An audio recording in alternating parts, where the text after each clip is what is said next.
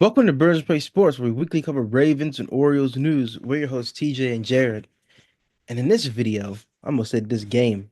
I want to suit up for the game, but in this video, we're going to be doing a pregame, the biggest game of the season so far, or honestly, probably the biggest game of the season.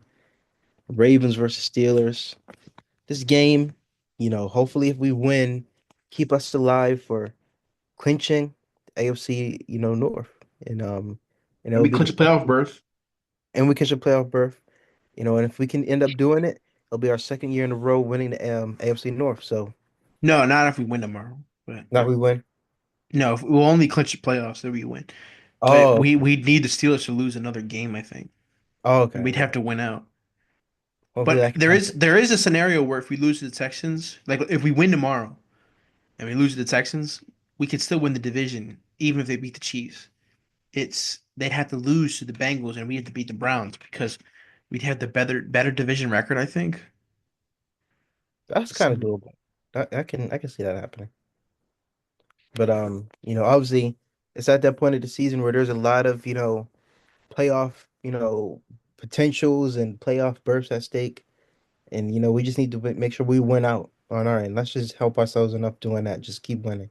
right. So you know. To start off, there's a lot to talk about with this game. We can talk about how, Deontay Johnson, the former Steelers wide receiver, we just waived him today. Wasn't really working out both sides. I saw some people on Twitter saying, oh, the Ravens wasted his time. And some people, obviously, the majority of the Ravens fans were like, oh, well, he kept slipping on his routes, his hands, he gave up on the team.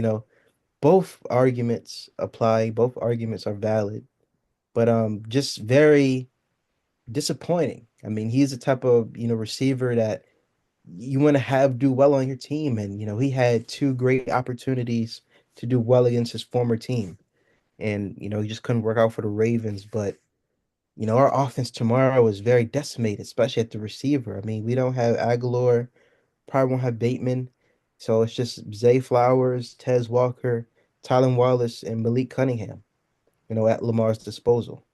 And, obviously we have Andrews and likely, they'll see, an increased snap count, hopefully. But wide receiver room is looking very scarce tomorrow. And so, you know, I think this is the game where guys see Derrick Henry break out. And, his last breakout game was against the Chargers. And that's like maybe like 2 or 3 weeks ago at this point. Basically a month ago. It's gotta be tomorrow. He's gotta have 100 over 100 yard game, and it's got to be meaningful. It's got to be vintage Derrick Henry. Because we can't have Lamar, sitting back in the pocket like how he was against, in the first game and getting pressured, by Highsmith or by T.J. Watt or by Cam Hayward. You know, the Steelers have very good linebackers and very good coverage. So Derrick Henry in the running game got to get that, got to get going early. And also the O line has to be much better. The way they played against the Giants was good. Let's keep it going. Falele got to be physical. None of that soft stuff no more. Same thing from Makari. He's got to be, it's all in here. He's got to have the good mental, to be in the game and not make mistakes. So I really say the offense, is really the key to winning. The defense can get all the stops they want, but if they're on the field for 30 minutes, it won't look too good. So, what are your opening thoughts going into this game?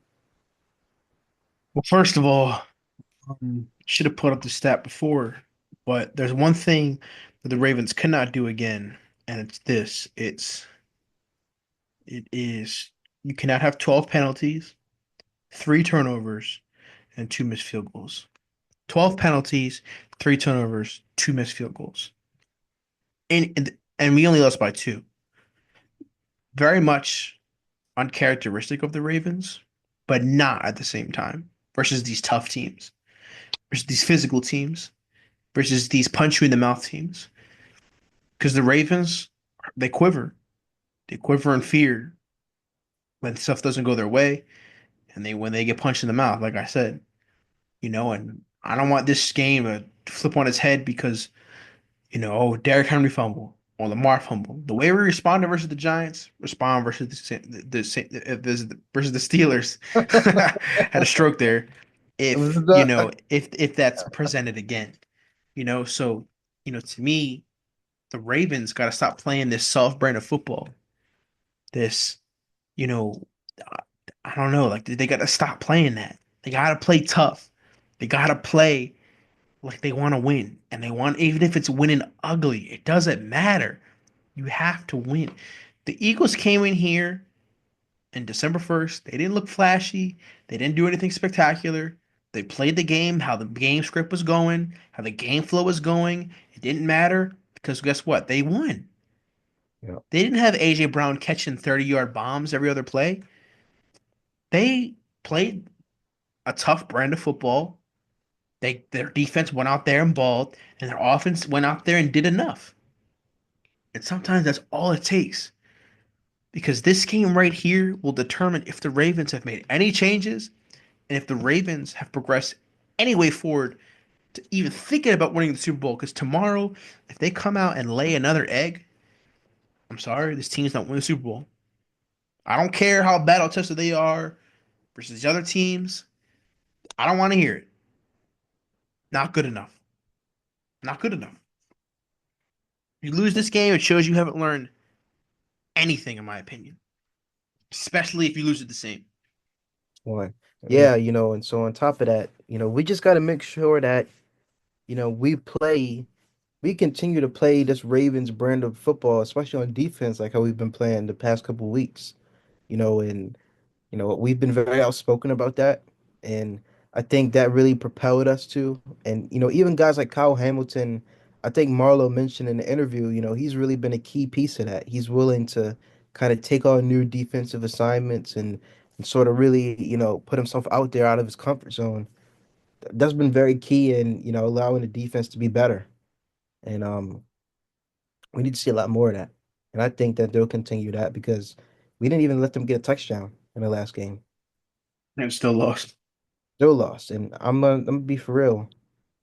You can't beat the Ravens by just scoring field goals. I feel like maybe you could get away with that once, maybe twice, but a third time, no. Right. I feel like we gotta really be on our P's and Q's. Yeah, absolutely. And PQ. F him. But I think overall, like, I don't know, the Ravens got treated as like a playoff game. Like, I don't mean like the AFC Championship game, don't score like only 10 points, but they gotta start playing like real ball, like control the game. Don't let them dictate how this game's gonna go. Because it really felt like they just let them do that. They just give it to them. They give them the game script. They give them the momentum. They just give it to them. And the Steelers are not a threat offensively. Like George Pickens or not. They're not. Like they had George Pickens and all of them. And only scored 18 points and 6 field goals. Yep. Without him, it's probably worse. They'll probably score like 15. But if we lose this game tomorrow 15-10 or 15-12, I'm sorry. We won't win a Super Bowl. The Ravens have to show us something here. They have to show us something. I don't mean some kind of close loss that we played our hardest at. No, I don't want to see that. Win. Because you lose the division. Yep. You have to win. You have to win. You have to play a smart brand of football. You have to play smart. And I like Todd Monken going up to the guys. They were doing a ball security drill, whatever. And Todd Monken didn't like how it was being coached. So he went over there and did it himself.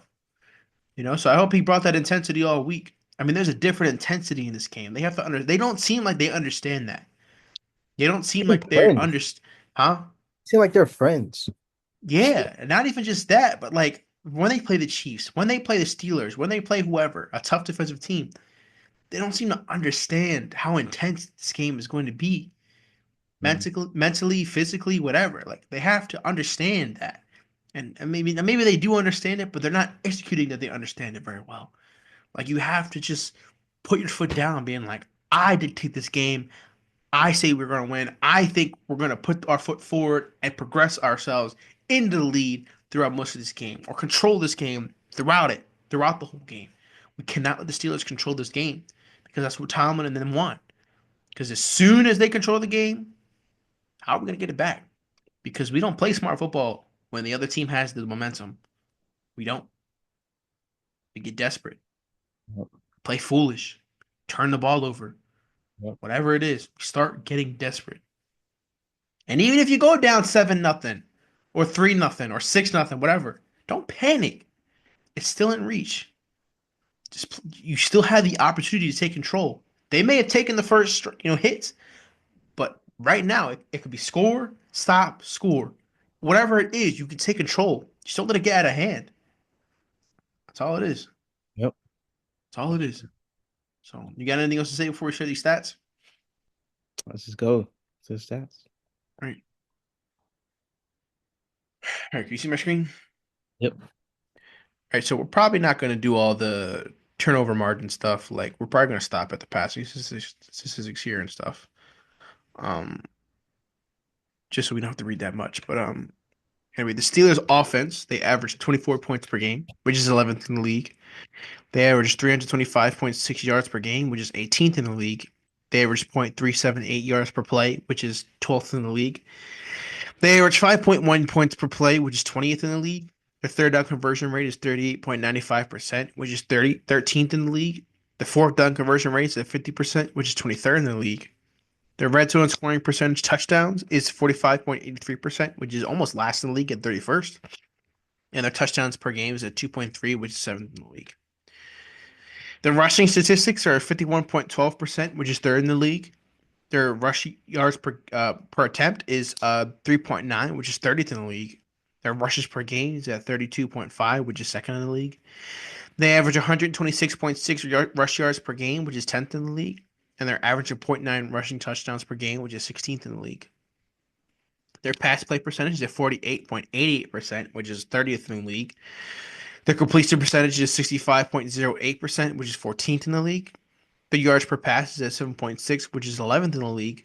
Their passes per game is at 28.4, which is 30th in the league. Their pass yards per game is at 198.9, which is 25th in the league. Their interception thrown percentage is at 1.01, which is percent, which is third in the league. And their QB sack percentage is at 88.51%, which is 23rd in the league. So again, this offense shouldn't scare you. Attack them. Yeah. And going to their defense, which is their strong suit, definitely. Opponent points per game is 18.9, which is sixth in the league. Opponent yards per game is 316.6, which is eighth in the league. Opponent points per play is 0.314, which is fifth. Opponent yards per play is 5.3, which is 10th. Opponent third down percentage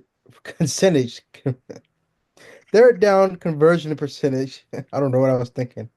35.9, which is seventh. Opponent fourth down is 70%, which is 27th. We should really get them in fourth downs. Uh, Harb's like his analytics. Opponent red zone scoring percentage is 53.19, which is 14th.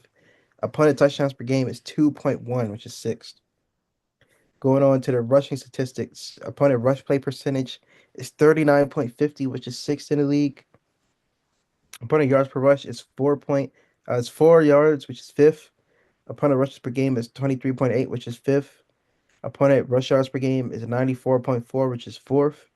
Opponent rush TDs per game is 0.9, which is 15. So they have a very good rush defense. We saw that against, when we played them earlier in November. Um, God, had to clear my throat. Passing statistics. Opponent pass play percentage 60.50 is 27th. Opponent completion percentage is 63.37. That's eighth. Opponent yards per pass is 7 yards, which is 13th. Opponent passes per game is 33.9, which is 24th. Opponent pass yards per game is 222.3, which is 22nd. Opponent interception thrown percentage is 3.16, which is third. And sack percentage is 6.86, which is 17.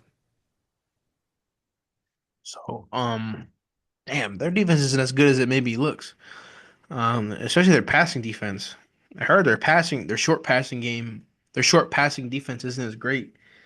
So Sucks. we need Bateman to be available if he is, that to kind of eat in those intermediate to short routes. Or I mean, not Bateman, like Andrews and Likely and shit. So and then have Andrews and have Hill come out of the backfield, as a pass catcher as well. So but we'll get into that. Um, we're gonna get into the individual player I mean, anything stands out to you in these statistics? The fourth down, conversion percentage, that's 70% is horrible. I mean, like it's just like we should just get it, easily. Right, I agree. I don't know. I I don't know agree. if most of those are fourth and ones or whatever, but I mean, still, that's still pretty bad. Go away. All right. Anyways, to move on to individual player statistics, Russell Wilson is 152 of 235, which is good for a 64.7 completion percentage. He has 1,912 yards, 13 touchdowns, and three picks. So he's been pretty efficient this year. Their leading rushers, Najee Harris, has 229 carries for 891 yards. That's pathetic. 3.9 yards per rush. He has five total touchdowns in the year. And he hasn't fumbled this year, so something to look out for. Jalen Warren has 91 carries for 371 yards, 4.1 yards per carry. He has a touchdown. He scares me more than Najee Harris, in my opinion. Just put that out there. The receiving threats, George Pickens. Well, I guess I'm actually not going to mention it because he's not going to be playing. So the second best option, Pat Fryermuth, 47 receptions on 56 targets, 492 yards, six touchdowns, and he averages 35 yards per game. Calvin Austin III has 28 receptions on 47 targets, 452 yards, four touchdowns, and he averages 32.3 yards per game. Najee Harris has three catches, 30 receptions for 30 receptions on 38 targets for 256 yards, no touchdowns, and he averages 18.3 yards per game. Van Jefferson has 19 carries, 19 receptions on 32 targets, 231 yards, two touchdowns, and 16.5 yards per game. Um, and Jalen Warren has 28 receptions on 35 targets, 225 yards, no touchdowns, and he averages 18.8 yards per game.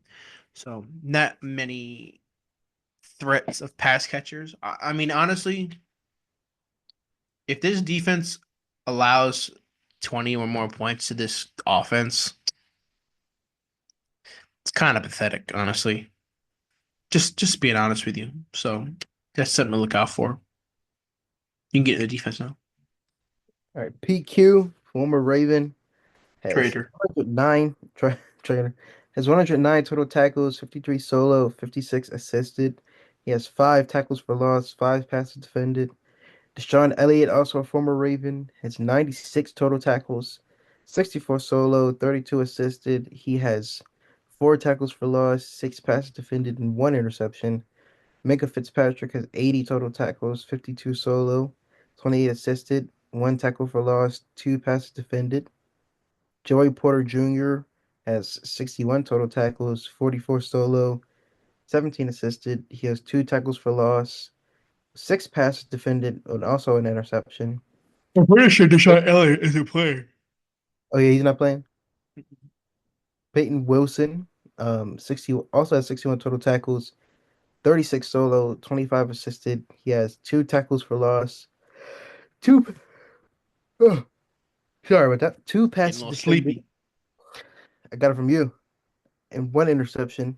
Um, Cameron Hayward has 60 total tackles, 31 solo, 29 assisted.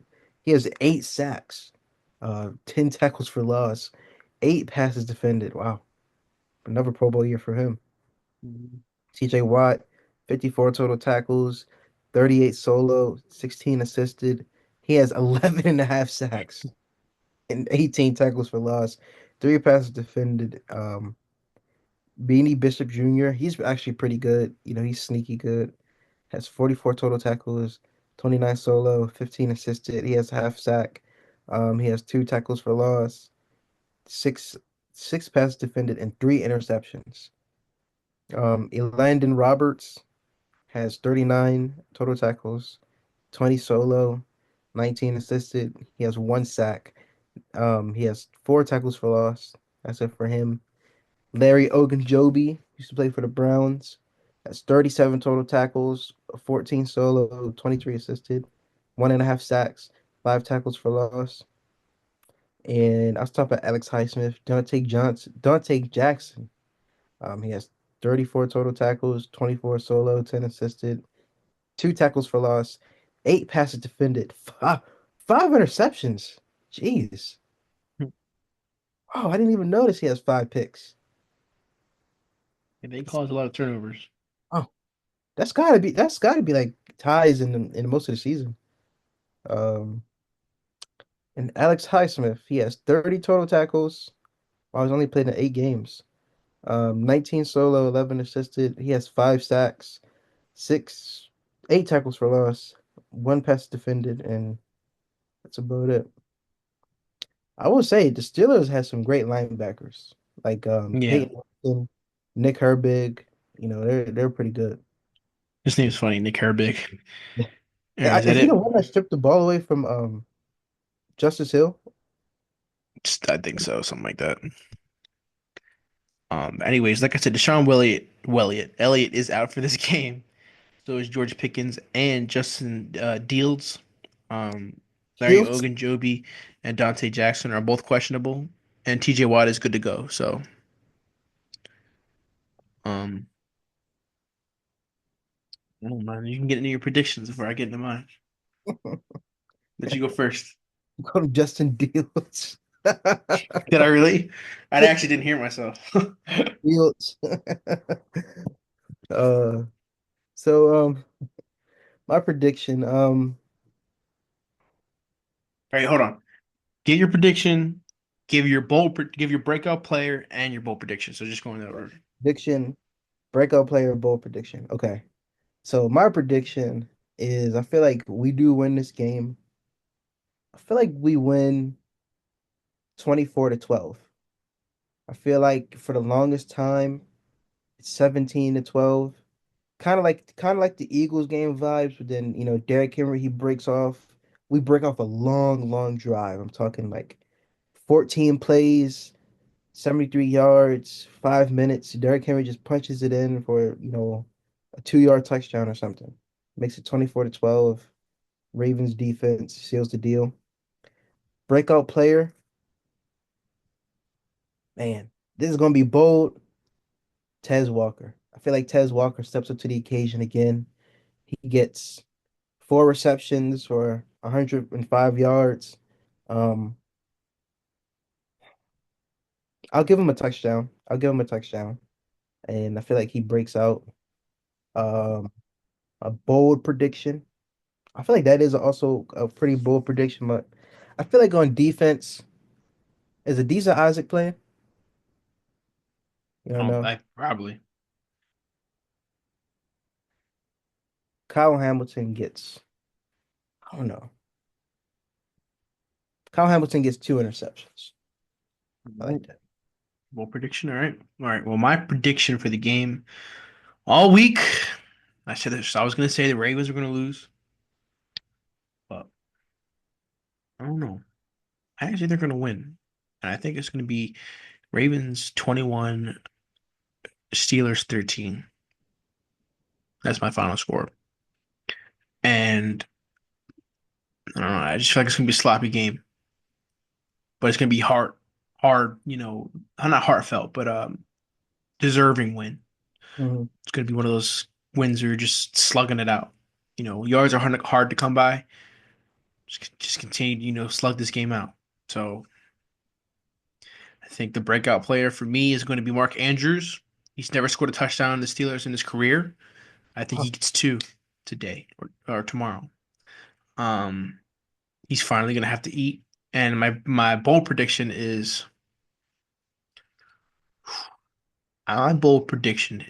Russell Wilson starts to get desperate and throws up his moon balls, and Nate Wiggins catches his Nate Wiggins catches his first career interception.